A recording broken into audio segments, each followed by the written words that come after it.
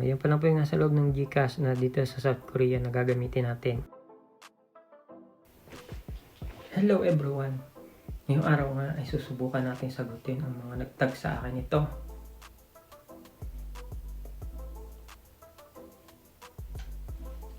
At ngayon, subukan natin mag-register gamit ang SIM card number ng Korea.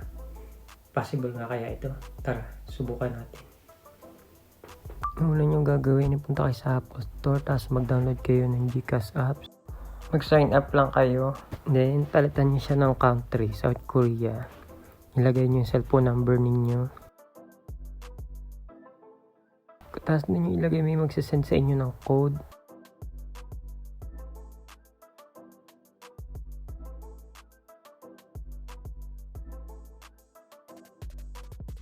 Then, pilapan ninyo yung form.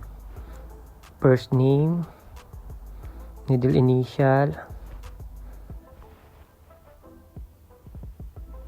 Pag wala kayong middle initial, i-check nyo lang yan. Yung middle initial. Last name, tapos birthday yan. Scroll up nyo lang yan. And then, pindutin nyo yung done.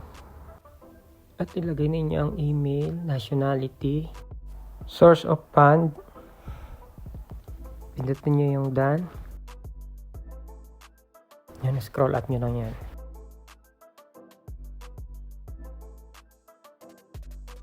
Tapos yung province, municipality at barangay.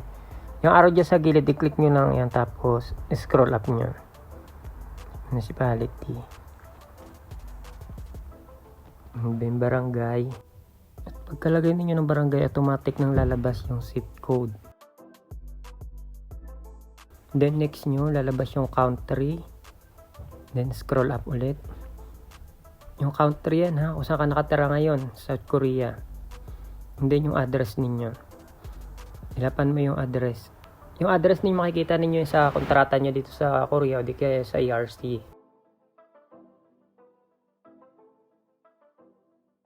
Lagay nyo yung city. Tapos yung zip code, nandun din yan. Nandun din yun sa inyong kontrata, pakitingnan na lang po. Pagkataas, pindutin mo yung next, milalabas dyan na tell us about yourself. Tapos i-verify nyo po yung inyong information, yung pinasasagutan nyo. Tapos magpupunta kayo dito sa 4-digit PIN.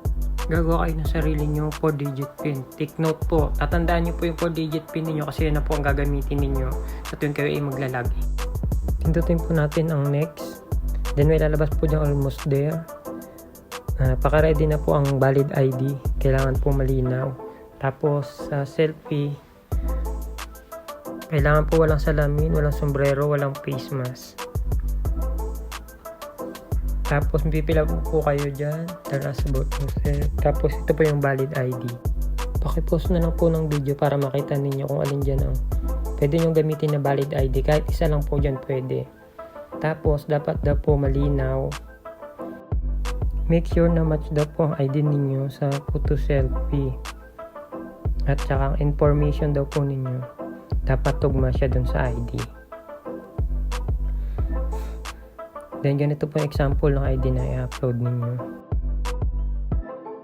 Dapat daw po malinaw yung full name, nationality, and birthday. Dapat daw po yung i-upload ninyong ID ay hindi photocopy. Make sure daw po na match yung ID, photo and selfie ninyo.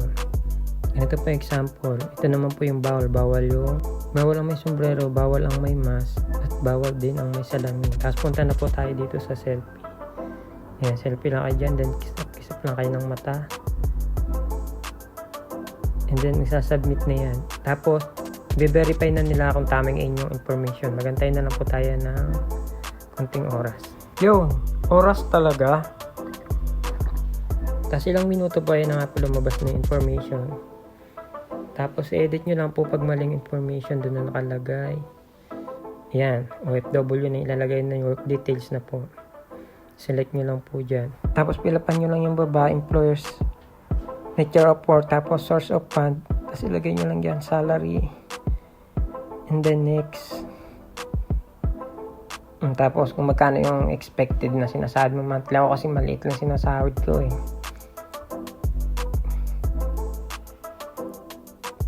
Tapos anong gagamitin yung pera. Tapos tinatanong niya, are you politically exposed? Sa mga politiko daw ba? Yan, hindi. Mag-no ka na lang dyan. Tapos establish the benefits. Ownership.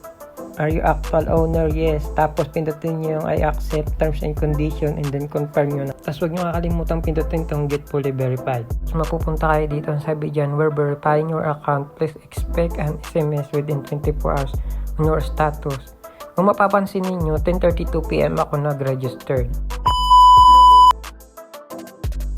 11:25 PM pa nga lang ay nag-text na sa akin yung GCash. Kaso nakatulog na ako. Kaya umaga ko na lang siya binuksan. Dali-dali ko siyang binuksan. Tapos tinry i-open. Tapos itong makikita ninyo sa loob ng GCash. Yung 4-digit pin na nilagay nyo kanina. Yan yung gagamitin ninyo. Dapat hindi nyo makakalimutan nyo. Kasi every lagi nyo nang gagamitin ninyo. Then skip nyo lang yan. Ito na yung bagong GCash. 00 siya kasi kaka-open pa lang natin. Yan, may cash in. May send. Then buy load. Bank transfer. May bills. Send a gift. Yan pa lang po yung nasa loob ng GCash na dito sa South Korea na gagamitin natin.